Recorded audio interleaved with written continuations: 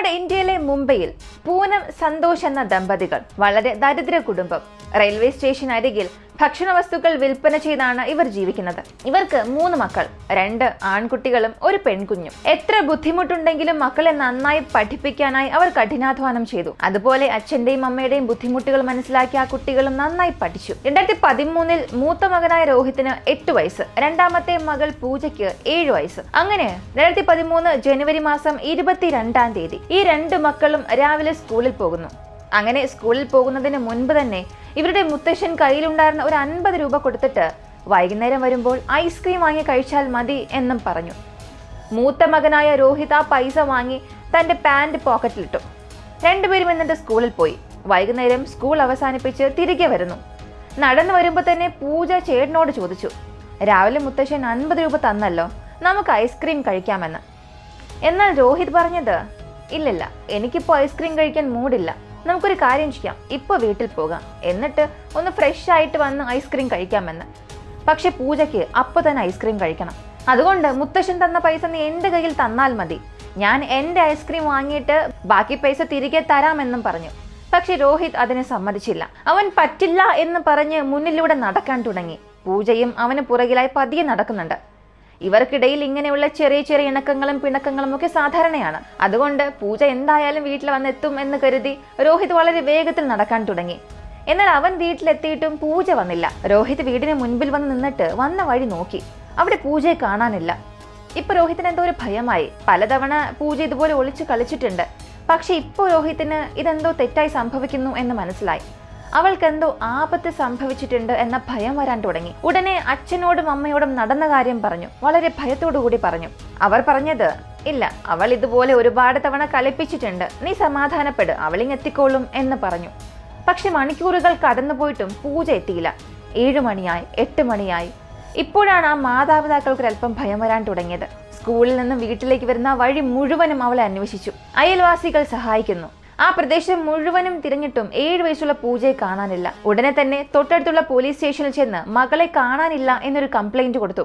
ഈ ഒരു കംപ്ലൈന്റ് സ്വീകരിച്ചത് രാജേന്ദ്ര ഭോസ്ലെ എന്നൊരു സബ് ഇൻസ്പെക്ടർ ആയിരുന്നു. മിസ്സിംഗ് കേസുകൾ, കാണാതായവരെ കണ്ടെത്തുന്നതിൽ ഇദ്ദേഹം എക്സ്പേർട്ട് ആയിരുന്നു.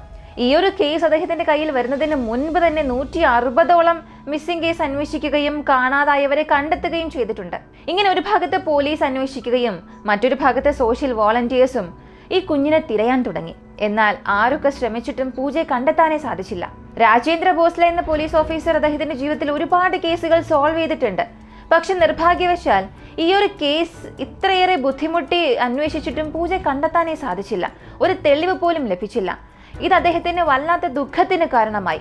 അതിനാൽ അദ്ദേഹം ആ ചെറിയ കുഞ്ഞിന്റെ ഫോട്ടോ എപ്പോഴും പേഴ്സിൽ തന്നെ സൂക്ഷിച്ചു. ജോലിക്ക് അദ്ദേഹം ട്രെയിനിലാണ് വരുന്നത്. അങ്ങനെ എല്ലാ ദിവസവും ട്രെയിനിൽ വരുമ്പോഴും പോകുമ്പോഴുമെല്ലാം ആ ട്രെയിനിലുള്ളവരോട് ഈ ഫോട്ടോ കാണിച്ചിട്ട്, നിങ്ങൾക്ക് ഈ കുഞ്ഞിനെ അറിയാമോ, എവിടെയെങ്കിലും കണ്ടിട്ടുണ്ടോ എന്ന് ചോദിക്കാൻ തുടങ്ങി. 1 ദിവസമോ 2 ദിവസമോ അല്ല, അദ്ദേഹം എല്ലാ ദിവസവും അത് ആവർത്തിക്കുമായിരുന്നു. ഇങ്ങനെ അദ്ദേഹം ഈ ഒരു കേസിന് വേണ്ടി പൂർണ്ണമായി പരിശ്രമിച്ചു. എന്നിട്ടുകൂടിയും പൂജയെ കണ്ടെത്താനായില്ല. ഇങ്ങനെ ദിവസങ്ങൾ ആഴ്ചകൾ മാസങ്ങളായി മാറി. എന്തിന്, മാസങ്ങൾ വർഷങ്ങളായി മാറി. ആ ചെറിയ കുഞ്ഞിന് എന്ത് സംഭവിച്ചു എന്ന് ആരെക്കൊണ്ടും കണ്ടെത്താൻ സാധിച്ചില്ല. അവൾ കാണാതായത് 2013 വർഷങ്ങൾ കഴിഞ്ഞ് 2015 രാജേന്ദ്ര എന്ന പോലീസ് ഓഫീസർ അദ്ദേഹത്തിന്റെ സർവീസിൽ നിന്നും റിട്ടയർഡ് ആയി. ഇപ്പൊ പൂജയുടെ കുടുംബത്തിന്റെ വിശ്വാസം പതിയെ കുറഞ്ഞു വന്നു. ഇനി മകളെ കണ്ടെത്താൻ കഴിയില്ല എന്ന് തന്നെ അവർ വിശ്വസിച്ചു. എന്നാൽ രാജേന്ദ്ര പറഞ്ഞത്, ഇല്ല, ഞാൻ സർവീസിൽ നിന്ന് റിട്ടയർഡ് ആയാൽ പോലും നിങ്ങളുടെ മകളുടെ ഫോട്ടോ ഇപ്പോഴും എന്റെ പേഴ്സിലുണ്ട്. 24 മണിക്കൂറും നിങ്ങളുടെ മകളെ കുറിച്ചാണ് ഞാൻ ചിന്തിക്കുന്നത്. എപ്പോഴായാലും സർവീസിൽ ഞാൻ ഇല്ലെങ്കിൽ പോലും മകളെ ഞാൻ തീർച്ചയായും കണ്ടെത്തും. അവളെ നിങ്ങളുടെ കൈകളിൽ ഞാൻ ഏൽപ്പിക്കുകയും ചെയ്യും എന്നൊരു ഉറപ്പ് നൽകി. അങ്ങനെ സ്കൂൾ വിട്ട് ഐസ്ക്രീം കഴിക്കണം എന്ന ആവശ്യം ഉന്നയിച്ച് തന്റെ ചേട്ടന് പുറകിലായി നടന്നു വന്ന പൂജ എന്ന 7 വയസ്സുള്ള കുട്ടിക്ക് അന്നങ്ങനെ എന്താണ് സംഭവിച്ചത്? അവസാനമായി അവളെ കണ്ടെത്തിയോ ഇല്ലയോ? ആ കുടുംബത്തിൽ അവളെ കൊണ്ടെത്തിച്ചോ? പല ട്വിസ്റ്റ് ആൻഡ് ടേൺസ് നിറഞ്ഞ, ഇങ്ങനെയൊക്കെ നമ്മുടെ രാജ്യത്തിൽ സംഭവിക്കുമോ എന്ന് നമ്മെപ്പോലും ചിന്തിപ്പിക്കുന്ന വളരെ വ്യത്യസ്തമായ ഒരു യഥാർത്ഥ സംഭവത്തെക്കുറിച്ചാണ് നമ്മൾ അറിയാൻ പോകുന്നത്. വീഡിയോയിലേക്ക് കടക്കുന്നതിന് മുൻപ് നിങ്ങളുടെ സമയം 2 സെക്കൻഡ് എനിക്ക് വേണ്ടി മാറ്റിവെച്ച് ഈ വീഡിയോയ്ക്ക് ഒരു ലൈക്ക് തരിക. നിങ്ങൾ തരുന്ന ലൈക്കും കമന്റുമായിരിക്കും മറ്റൊരുപാട് പേരിലേക്ക് ഈ വീഡിയോ എത്തിക്കാൻ സഹായിക്കുന്നത്. സബ്സ്ക്രൈബ് ചെയ്യാത്തവരാണെങ്കിൽ ഇപ്പോൾ തന്നെ സബ്സ്ക്രൈബും ചെയ്യുക.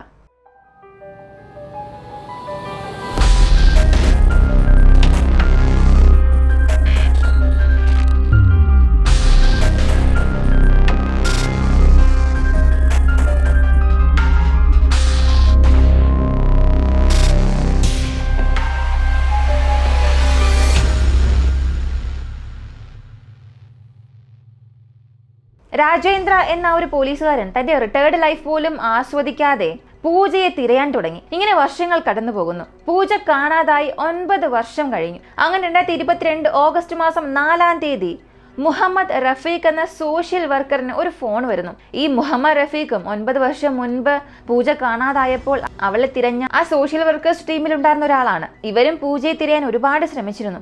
അന്ന് അദ്ദേഹത്തിനെ ഫോൺ വിളിച്ചത് ഒരു സ്ത്രീയായിരുന്നു. അവർ പറഞ്ഞത്, നിങ്ങൾ മുഹമ്മദ് റഫീഖ് ആണോ എന്ന് ചോദിച്ചു. അതെ, എന്റെ പേര് മുഹമ്മദ് റഫീഖ് ആണ്. കാണാതായവരെ കണ്ടെത്തി കൊടുക്കുന്ന മാതാപിതാക്കളെയൊക്കെ സഹായിക്കുന്ന ഓർഗനൈസേഷനിൽ നിങ്ങൾ മെമ്പർ ആണോ എന്നും ചോദിച്ചു. അതെ, ഞാൻ ഇപ്പോഴും അതിലൊരു മെമ്പർ തന്നെയാണെന്നും അദ്ദേഹം പറഞ്ഞു. 9 വർഷങ്ങൾക്ക് മുൻപ് പൂജ എന്നൊരു പെൺകുട്ടി കാണാതായല്ലോ, നിങ്ങൾക്കത് ഓർമ്മയുണ്ടോ എന്ന് ചോദിച്ചു. അതെ, എനിക്കിപ്പോഴും ഓർമ്മയുണ്ട്. ആ കുഞ്ഞിനെ ഞങ്ങൾ ഇപ്പോഴും തിരയുന്നുണ്ട്. പക്ഷേ ഞങ്ങൾക്ക് യാതൊരു തെളിവും ലഭിക്കുന്നില്ല. ഇപ്പോൾ നിങ്ങൾ എന്തിനാണ് ഇതിനെക്കുറിച്ച് ചോദിക്കുന്നത്? നിങ്ങൾ ആരാണ്? എന്തിനാണ് ഇതിനെക്കുറിച്ചൊക്കെ ഇപ്പോൾ എന്നോട് ചോദിക്കുന്നത് എന്നും മുഹമ്മദ് റഫീഖ് ആ സ്ത്രീയോട് ചോദിച്ചു. അതിനവർ പറഞ്ഞത്, പൂജ എന്ന പെൺകുട്ടി ഇപ്പോൾ എൻ്റെ കൂടെയാണ് ഉള്ളത്. മുഹമ്മദ് റഫീഖ് ഒരു സെക്കൻഡ് അങ്ങനെ സ്റ്റക്കായിപ്പോയി. നിങ്ങളിപ്പോൾ എന്താ പറഞ്ഞത്, ഒന്നുകൂടെ പറയാമോ എന്ന് ചോദിച്ചു. സർ, പൂജ എന്ന പെൺകുട്ടി ഇപ്പോൾ എൻ്റെ കൂടെ തന്നെ ഉണ്ട്, എൻ്റെ അടുത്ത് തന്നെ ഉണ്ടെന്നും പറഞ്ഞു. ഒരു കാര്യം ചെയ്താൽ മതി, ഈ കോള് കട്ട് ചെയ്തിട്ട് ഞാൻ വീഡിയോ കോൾ ചെയ്യാം. അങ്ങനെ ആ കോൾ കട്ട് ചെയ്തു. അടുത്ത സെക്കൻഡ് വീഡിയോ കോൾ വന്നു. കോൾ എടുത്ത് സംസാരിക്കുന്നു. നോക്കൂ സാർ, എൻ്റെ അടുത്താണ് പൂജ എന്ന പെൺകുട്ടി ഉള്ളത്. അങ്ങനെ പൂജയുടെ മുഖം കാണിച്ചു കൊടുത്തു. പൂജയെ കാണാതായപ്പോൾ 7 വയസ്സാണ്. ഇപ്പോൾ 9 വർഷം കഴിഞ്ഞു. ഇപ്പോൾ ഒരു ടീനേജ് ഏജ് ആണ്, 16 വയസ്സായി.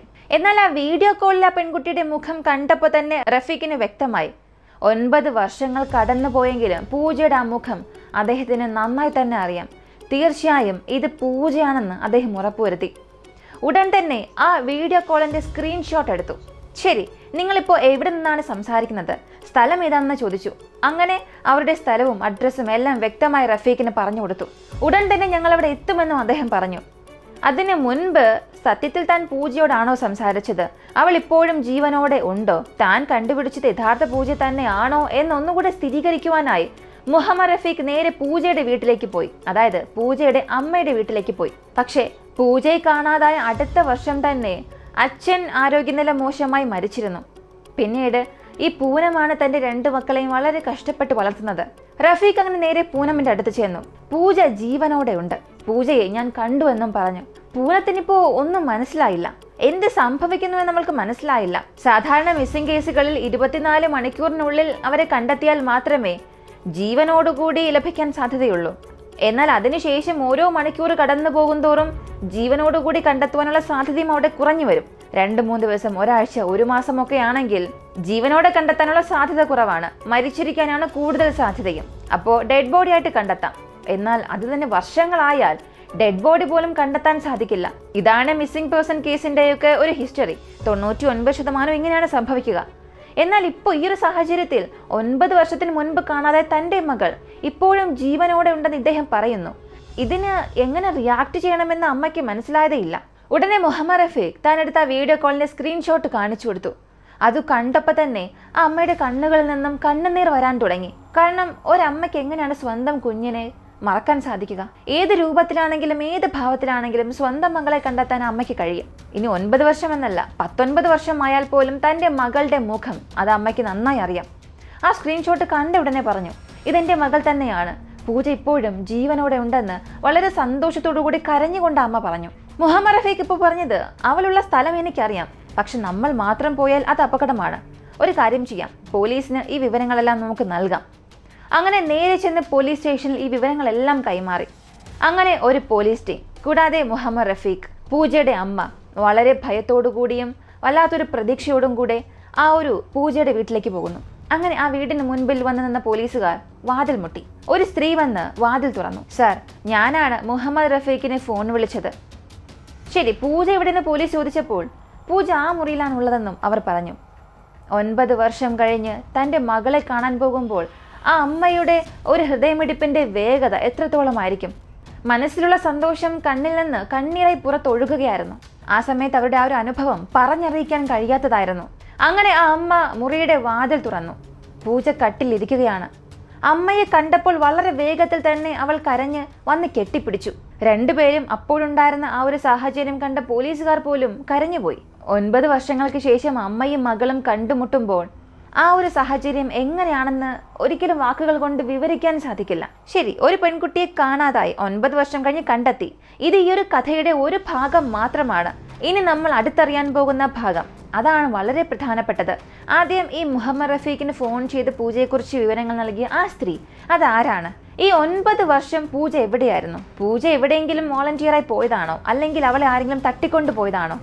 ഈ 9 വർഷത്തിൽ പൂജയുടെ ജീവിതത്തിൽ എന്തൊക്കെ സംഭവിച്ചു എന്നുള്ളത് കേൾക്കുമ്പോൾ നമുക്ക് തന്നെ അത് വല്ലാത്തൊരു ആശ്ചര്യവും അത്ഭുതവും ഉണ്ടാക്കും. അതറിയണമെങ്കിൽ 9 വർഷങ്ങൾ പുറകിലേക്ക് പോകണം. പൂജയുടെ ചേട്ടൻ വീട്ടിലേക്ക് പോയതിനു ശേഷം പൂജ പതിയെ നടന്നു വരികയായിരുന്നു. ഈ സംഭവങ്ങളെല്ലാം വളരെ ദൂരത്ത് നിന്നും ഒരാൾ നോക്കുന്നുണ്ടായിരുന്നു. അയാളുടെ പേര് ഹെൻറി ഡിസൂസ. അങ്ങനെ ഒറ്റയ്ക്ക് നിന്ന പൂജയുടെ അടുത്ത് ഹെൻറി ചെന്നിട്ട് അവളോട് സംസാരിക്കാൻ തുടങ്ങി. മോൾ എന്തിനാ വിഷമിച്ച് നിൽക്കുന്നത്, എന്ത് പറ്റിയെന്ന് ചോദിച്ചപ്പോൾ ചേട്ടൻ ഐസ്ക്രീം വാങ്ങി തരുമെന്ന് പറഞ്ഞ് എന്നെ പറ്റിച്ചു, എനിക്ക് ഐസ്ക്രീം വേണം എന്നാ കൊച്ചു കുഞ്ഞു പറഞ്ഞു. ശരി, ഐസ്ക്രീം അല്ലേ വേണ്ടത്, ഞാൻ വാങ്ങിത്തരാം എന്ന് പറഞ്ഞ് ഹെൻറി എന്ന ഇയാൾ ഐസ്ക്രീം ഷോപ്പിലേക്ക് അവളെ കൊണ്ടുപോയി ഒരുപാട് ഐസ്ക്രീം വാങ്ങിക്കൊടുത്തു. പിന്നീട് ആ പെൺകുട്ടിയെ നിർബന്ധിപ്പിച്ച് അവൻ്റെ വീട്ടിലേക്ക് കൊണ്ടുപോയി. വീട്ടിൽ അയാളുടെ ഭാര്യയുണ്ട്.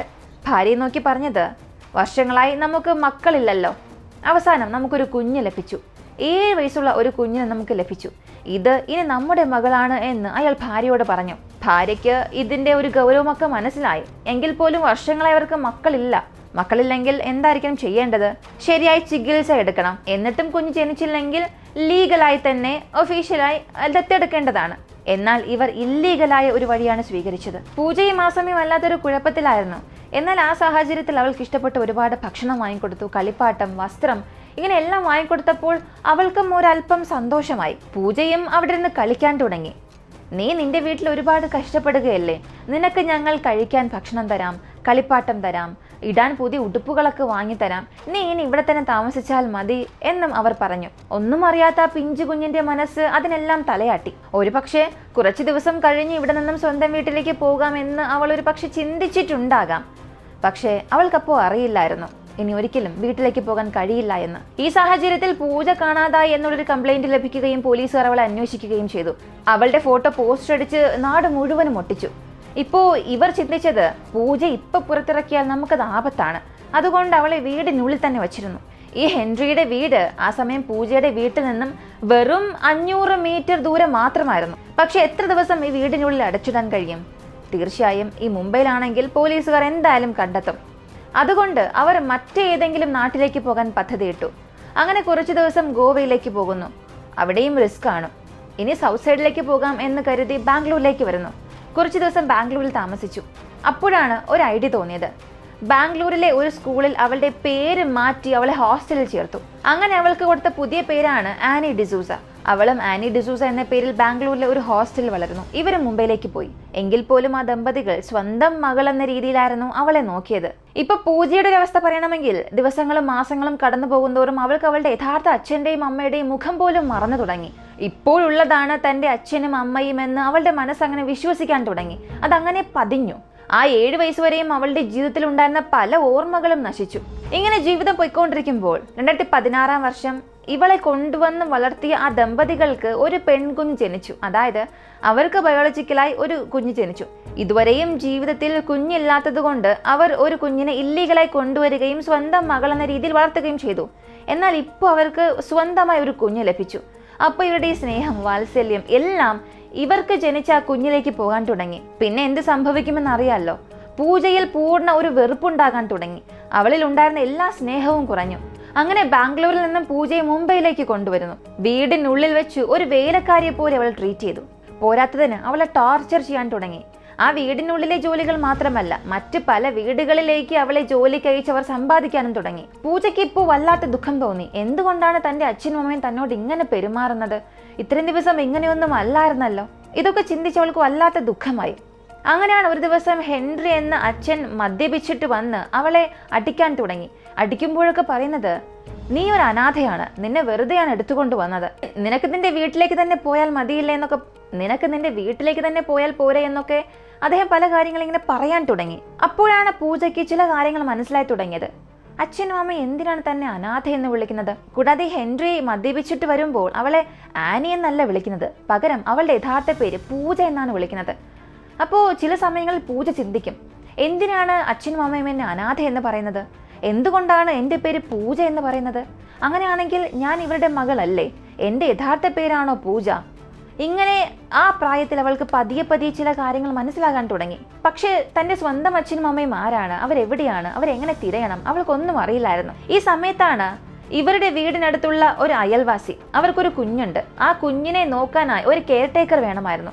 അതിനായി അവർ ഒരു അഡ്വർടൈസ്മെന്റ് കൊടുത്തു. ഇപ്പോഴായിരുന്നു ഹെൻറി ഡിസൂസയും ഭാര്യയും പൂജയെ ആ വീട്ടിലേക്ക് ജോലിക്ക് അയക്കുന്നത്. എന്നാൽ ഇതിനകം ആ വീട്ടിൽ പരിമളം എന്ന് അടുക്കള ജോലി നോക്കുന്ന ഒരു സ്ത്രീ ഉണ്ടായിരുന്നു. പൂജ ആ വീട്ടിലെ കുഞ്ഞിനെ നോക്കാനാണ് പോയത്. ഇപ്പോൾ ഇവർ രണ്ടുപേരും ആ വീട്ടിൽ ജോലി നോക്കുന്നവരായതുകൊണ്ട് രണ്ടുപേരും നല്ല സുഹൃത്തുക്കളായി പരസ്പരം അവരവരുടെ കാര്യങ്ങളും ദുഃഖങ്ങളും സന്തോഷങ്ങളും ഷെയർ ചെയ്യും. അപ്പോഴാണ് പൂജ തൻ്റെ ജീവിതത്തിൽ നടന്ന കാര്യങ്ങളെല്ലാം ആ സ്ത്രീയോട് പറഞ്ഞത്. ഈ പരിമള എന്നത് ഒരല്പം വിവരവും വിദ്യാഭ്യാസവും ഉള്ള ഒരു സ്ത്രീയാണ്. അവർ പറഞ്ഞത്, ഒരു കാര്യം ചെയ്യാം, നിന്റെ പേര് യഥാർത്ഥത്തിൽ പൂജയാണെങ്കിൽ നിന്നെ അവർ തട്ടിക്കൊണ്ടാണ് വന്നതെങ്കിൽ തീർച്ചയായും ആ സമയത്ത് നിന്നെക്കുറിച്ചുള്ള ഒരു കംപ്ലൈൻറ്റ് പോയിട്ടുണ്ടാകണം, പോലീസ് നിന്നെ അന്വേഷിച്ചിട്ടുണ്ടാകണം, എന്തെങ്കിലും പരസ്യമോ പോസ്റ്ററോ എന്തെങ്കിലുമൊക്കെ ഉണ്ടാകണം. നമുക്കതൊക്കെ ഒന്ന് തിരയാം. അങ്ങനെ ഗൂഗിളിൽ സെർച്ച് ചെയ്യാൻ തുടങ്ങി പൂജ മിസ്സിംഗ് എന്ന്. അങ്ങനെ തിരയുമ്പോഴാണ് 9 വർഷത്തിന് മുൻപ് പൂജയെ കാണാതായപ്പോൾ അവളുടെ ഒരു ഫോട്ടോ പോസ്റ്ററാക്കി പല സ്ഥലങ്ങളിൽ ഒട്ടിച്ചിരുന്നു. ആ ഒരു ഫോട്ടോ കണ്ടത് സ്കൂൾ യൂണിഫോം ധരിച്ച പൂജയുടെ ഒരു ഫോട്ടോ. ഇത് കണ്ട പരിമളയ്ക്ക് മനസ്സിലായി തീർച്ചയായും ഇത് പൂജ തന്നെയാണെന്ന്. കാരണം ആ ഫോട്ടോയും പൂജയും നോക്കുമ്പോൾ ഏകദേശം ഒരുപോലെ തന്നെയാണ്. അടുത്ത പരിമളം ചെയ്തത്, ആ ഒരു നോട്ടീസിന് താഴെ ഒരു 4 നമ്പർ ഉണ്ടായിരുന്നു. ആദ്യത്തെ നമ്പറിൽ ഫോൺ വിളിച്ചു, അത് ആക്റ്റീവ് അല്ല. രണ്ടാമത്തെ നമ്പറിൽ വിളിച്ചു, അതും സർവീസിലില്ല. അടുത്ത് 3ാമത്തെ നമ്പർ, അതും ആക്റ്റീവ് അല്ല. 4ാമത്തെ നമ്പർ, അതാണ് മുഹമ്മദ് റഫീഖിന്റെ നമ്പർ, അത് ഇപ്പോഴും ആക്റ്റീവാണ്. പരിമളം ആ നമ്പറിലേക്ക് വിളിച്ചു. റഫീഖിനെ വിളിച്ച് എൻ്റെ കൂടെ പൂജയുണ്ടെന്ന് മറ്റു വിവരങ്ങളെല്ലാം പറഞ്ഞത്. ഇതിനുശേഷം എന്ത് സംഭവിച്ചു എന്നുള്ളത് നമുക്കറിയാം. അവസാനം പരിമളവും ഈ പൂജയും പറഞ്ഞ വിവരങ്ങളുടെ അടിസ്ഥാനത്തിൽ പോലീസ് ഈ ഹെൻറി ഡിസൂസയെയും ഭാര്യയെയും അറസ്റ്റ് ചെയ്തു. എന്നാൽ ആ സമയം അവർക്ക് ജനിച്ച കുഞ്ഞിന് 6 വയസ്സായി. ഇവർക്ക് പറയത്തക്ക ബന്ധുക്കളുമില്ല. അതുകൊണ്ട് തന്നെ ഇവരെ രണ്ടുപേരെയും അറസ്റ്റ് ചെയ്ത് കസ്റ്റഡിയിലെടുത്താൽ ആ കുഞ്ഞിനെ ആര് നോക്കും? അതിനാൽ പോലീസ് ഇപ്പോൾ ചെയ്തത്, ഹെൻറി ഡിസൂസയാണ് കുഞ്ഞിനെ തട്ടിക്കൊണ്ടു പോയത്, ഭാര്യയ്ക്കും അതിൽ ബന്ധമുണ്ട്. ഇതെല്ലാം പോലീസിന് അറിയാമായിരുന്നിട്ടും 6 വയസ്സുള്ള കുഞ്ഞിനെ നോക്കാൻ ആരുമില്ലാത്തത് കൊണ്ട് ഹെൻറി ഡിസൂസയെ മാത്രം ജയിലിലടയ്ക്കുന്നു. ഒരു കേസ് കോടതിയിൽ പോയപ്പോൾ ജഡ്ജി പറഞ്ഞത് രണ്ടുപേരും ഈ ഒരു കേസിലെ കുറ്റവാളികൾ തന്നെയാണ്. എന്നാൽ ഒരു 6 വയസ്സുള്ള കുഞ്ഞിവർക്കുണ്ട്. ആ കുഞ്ഞിനെ നോക്കാൻ ആരുമില്ല. ആ കുഞ്ഞിന്റെ കാര്യത്തിൽ മറ്റൊരു ഓൾട്ടർനേറ്റീവ് ഓപ്ഷൻ ലഭിക്കുന്നത് വരെയും ആ കുഞ്ഞിന്റെ യഥാർത്ഥ അമ്മ തന്നെ ആ കുഞ്ഞിനെ നോക്കട്ടെ, അവരെ ജയിലിൽ അടയ്ക്കണ്ട എന്നുള്ളൊരു വിധിയായിരുന്നു വന്നത്. എന്നാൽ ഇപ്പോഴും ഈ ഒരു കേസ് നടക്കുകയാണ്. ആ 6 വയസ്സുള്ള കുഞ്ഞിന്റെ കാര്യത്തിൽ ഒരു തീരുമാനമായാൽ തീർച്ചയായും ഈ 2 പേർക്കും കഠിനമായ ശിക്ഷ തന്നെ ലഭിക്കുമെന്ന് പ്രതീക്ഷിക്കാം. ഒരു 9 വർഷത്തിന് ശേഷം പൂജ സ്വന്തം വീട്ടിലേക്ക് പോയപ്പോൾ അവളുടെ മാനസികാവസ്ഥ എങ്ങനെയായിരുന്നു എന്ന് അവളോട് ചോദിച്ചപ്പോൾ അവൾ പറഞ്ഞത്, തൻ്റെ അച്ഛൻ്റെ അവസാന ചടങ്ങുകൾ തന്നെ കൊണ്ട് പങ്കെടുക്കാൻ സാധിച്ചില്ല. എന്നാൽ ഇത്രയും വർഷം കഴിഞ്ഞ് അമ്മയെയും സഹോദരങ്ങളെയും കണ്ടപ്പോൾ എനിക്കുണ്ടായ ആ ഒരു അനുഭവം എനിക്ക് വിവരിക്കാൻ സാധിക്കുന്നില്ല. ഇങ്ങനെയൊന്ന് എൻ്റെ ജീവിതത്തിൽ സംഭവിക്കുമെന്ന് ചിന്തിച്ചു പോലും നോക്കിയിട്ടില്ല. എനിക്ക് പഠിക്കണമെന്ന് ഒരുപാട് ആഗ്രഹമുണ്ട്. എന്നാൽ ഇങ്ങനെയുള്ള സംഭവങ്ങൾ കാരണം എനിക്ക് പഠിക്കാനും സാധിച്ചില്ല. ഇനി നന്നായി പഠിച്ച് ജോലിക്ക് പോകണം, അമ്മയെയും കുടുംബത്തെയും നന്നായി നോക്കണം, അവർക്ക് നല്ലൊരു ജീവിതം കൊടുക്കണം. ഇങ്ങനെയാണ് പൂജ പറഞ്ഞത്. ഈ ഒരു കേസിന്റെ ആരംഭത്തിൽ രാജേന്ദ്ര എന്നൊരു സബ് ഇൻസ്പെക്ടറെ കുറിച്ച് ഞാൻ പറഞ്ഞല്ലോ. അദ്ദേഹം റിട്ടയർഡ് ആയതിനു ശേഷം പൂജയെ തിരയുന്നുണ്ടായിരുന്നു. പക്ഷേ പൂജയെ മറ്റൊരു സ്ത്രീയാണ് രക്ഷപ്പെട്ട് നൽകിയത്. എന്നാൽ പൂജ വീട്ടിലേക്ക് വന്നതിന് ശേഷം രാജേന്ദ്ര എന്ന സബ് ഇൻസ്പെക്ടർ ഒരു ദിവസം ആ വീട്ടിലേക്ക് വന്നു. പൂജയും കണ്ടു. അവസാനം നിങ്ങളുടെ മകൾ നിങ്ങളുടെ അടുത്തേക്ക് തന്നെ വന്നു അല്ലേ? ഇനിയാണ് എൻ്റെ റിട്ടയർ ലൈഫ് ഞാൻ സമാധാനമായി ആസ്വദിക്കാൻ പോകുന്നത്. ഇനി നിങ്ങളുടെ ഫോട്ടോ എനിക്ക് ആവശ്യമില്ല എന്നും പറഞ്ഞ് അയാളുടെ പേഴ്സിലുണ്ടായിരുന്ന പൂജയുടെ ചെറിയ പ്രായത്തിലുള്ള ആ ഫോട്ടോ എടുത്ത് ആ അമ്മയുടെ കയ്യിലേക്ക് തന്നെ കൊടുത്തു. എല്ലാവരും സന്തോഷമായിരിക്കണം എന്നും പറഞ്ഞ് അവിടെ നിന്നും പോകുന്നു. സത്യത്തിൽ ഈ ഒരു കേസ് വളരെ ഇമോഷണലാണ്. അതും പൂജ തിരികെ ആ ഒരു ഫാമിലിയുമായി ചേർന്നതിന് ശേഷം അവർ ഒരുമിച്ചെടുത്ത ഫോട്ടോസ്, വീഡിയോസ് ഇതൊക്കെ കാണുമ്പോൾ നമുക്ക് തന്നെ വല്ലാത്തൊരു സന്തോഷം, പറഞ്ഞറിയിക്കാൻ പറ്റാത്തൊരു അനുഭവം ഉണ്ടാകും. ഈ ഒരു കേസിനെ സംബന്ധിച്ച് ഒരു ക്രൈം പെർസ്പെക്റ്റീവ് എന്ന രീതിയിൽ നോക്കിയാൽ പൂജ വളരെ ലക്കിയാണ്. ഞാൻ ഇതിനകം പറഞ്ഞു, ഒരാളെ തട്ടിക്കൊണ്ടുപോയി 9 വർഷം കഴിഞ്ഞ് ജീവനോടുകൂടി തിരികെ വരിക എന്നുള്ളത് അത്ര എളുപ്പമുള്ള കാര്യമല്ല. അതും ഒരു പെൺകുട്ടിയാണെങ്കിൽ ചാൻസ് വളരെ വളരെ കുറവാണ്. ആ പെൺകുട്ടി എന്തെല്ലാം ചെയ്തിട്ടുണ്ടാകും, നമ്മൾ തന്നെ ഒരുപാട് കേസ് അറിഞ്ഞതല്ലേ. പക്ഷെ തെറ്റായ ദമ്പതികൾ ഇവളെ തട്ടിക്കൊണ്ടു പോയെങ്കിൽ കൂടിയും അവർ ഭാഗ്യത്തിന് ജീവനോടുകൂടി തന്നെ സ്വന്തം വീട്ടിലേക്ക് വന്നു. അതുപോലെ തന്നെ പൂജയെ രക്ഷപ്പെടുത്താനായി ശ്രമിച്ച പരിമളം എന്ന സ്ത്രീ, അവരെ നമ്മൾ അഭിനന്ദിച്ചേ മതിയാകൂ. നമ്മൾ കർമ്മ എന്നൊക്കെ പറയില്ലേ, അതാണ് ഇവിടെ ഹെൻറിയുടെ കാര്യത്തിലും സംഭവിച്ചത്. സ്വന്തമല്ലാത്ത ഒരു കുഞ്ഞിനെ തട്ടിക്കൊണ്ട് പോയത് തന്നെ തെറ്റാണ്. പക്ഷെ ആ കുഞ്ഞിനെ അവർ നന്നായി നോക്കി, അത് സമ്മതിച്ചേ മതിയാകൂ. പക്ഷേ സ്വന്തമായി ഒരു കുഞ്ഞ് വന്നപ്പോൾ പൂജയെ ടോർച്ചർ ചെയ്യാൻ തുടങ്ങി. അത് ക്ഷമിക്കാൻ കഴിയാത്തതാണ്. നിങ്ങൾക്കൊരു കുഞ്ഞ് ജനിച്ചതിന് ശേഷവും പൂജയെ നന്നായി വളർത്തി ഒരു സ്റ്റേജിൽ എത്തിച്ചതിന് ശേഷം ചെയ്തത് തെറ്റാണെന്ന് മനസ്സിലാക്കി അവളെ സ്വന്തം വീട്ടിൽ കൊണ്ടുപോയി ഏൽപ്പിച്ചിരുന്നെങ്കിൽ നമുക്കവരെ നല്ല മനുഷ്യരെന്ന് പറയാമായിരുന്നു. പക്ഷെ അങ്ങനെയല്ല സംഭവിച്ചത്. ഒരു കുഞ്ഞ് വന്നതിന് ശേഷം പൂജയെ അടിമയാക്കുകയും ടോർച്ചർ ചെയ്യാനും തുടങ്ങി. അത് ക്ഷമിക്കാനാകാത്ത തെറ്റാണ്. അങ്ങനെ മറ്റൊരാളുടെ കുഞ്ഞിനെ തട്ടിക്കൊണ്ടുവന്ന് അവളെ ടോർച്ചർ ചെയ്തത് കൊണ്ട് ഇപ്പോൾ അവർക്ക് എന്താണ് സംഭവിച്ചത്? രണ്ടുപേരും ജയിലിൽ പോകേണ്ട ഒരു സാഹചര്യം, അവരുടെ സ്വന്തം കുഞ്ഞ് അനാഥയാകുന്ന സാഹചര്യം. ഇതാണ് കർമ്മ. ഈ കേസിൽ നിന്ന് നമ്മൾ എടുക്കേണ്ട വളരെ വളരെ പ്രധാനപ്പെട്ട ഒരു കാര്യം, ഇങ്ങനെയുള്ള ചെറിയ കുട്ടികളെയൊക്കെ ചോക്ലേറ്റ് വാങ്ങിത്തരാം, ഐസ്ക്രീം വാങ്ങിത്തരാം എന്നൊക്കെ പറ്റിച്ച് പലരും തട്ടിക്കൊണ്ടു പോകുന്നുണ്ട്. അപ്പോൾ ചെറിയ കുട്ടികളെയൊക്കെ പറഞ്ഞ് പഠിപ്പിച്ച് വളർത്തുക. മാതാപിതാക്കൾ കുഞ്ഞുങ്ങളെ ഒറ്റയ്ക്ക് വിടാതിരിക്കുക. അങ്ങനെയുള്ള സാഹചര്യം ഒരു പക്ഷേ വന്നാലും കുഞ്ഞുങ്ങൾക്ക് പറഞ്ഞു കൊടുക്കുക. Strangers are always danger. പല കാര്യങ്ങൾ പറഞ്ഞ് പലരെയും നിങ്ങളെ വന്ന് അപ്രോച്ച് ചെയ്യാം. അങ്ങനെ ആര് വന്നാലും അവരുടെ കൂടെ പോകരുത്. അച്ഛൻ്റെയും അമ്മയുടെയും അനുവാദം ഇല്ലാതെ ആരുടെയും കൂടെ ഒറ്റയ്ക്ക് എവിടെയും പോകാൻ പാടില്ല എന്ന് ചെറിയ കുട്ടികൾക്ക് പറഞ്ഞു കൊടുത്ത് വളർത്തുക. ഈ ഒരു കേസിനെ കുറിച്ചുള്ള നിങ്ങളുടെ അഭിപ്രായം കമന്റിൽ പറയുക. ഇതുപോലുള്ള കൂടുതൽ സംഭവങ്ങളെക്കുറിച്ച് അറിയാനായി നമ്മുടെ ചാനൽ സബ്സ്ക്രൈബ് ചെയ്യുക. മറ്റൊരു വീഡിയോയുമായി വീണ്ടും കാണാം.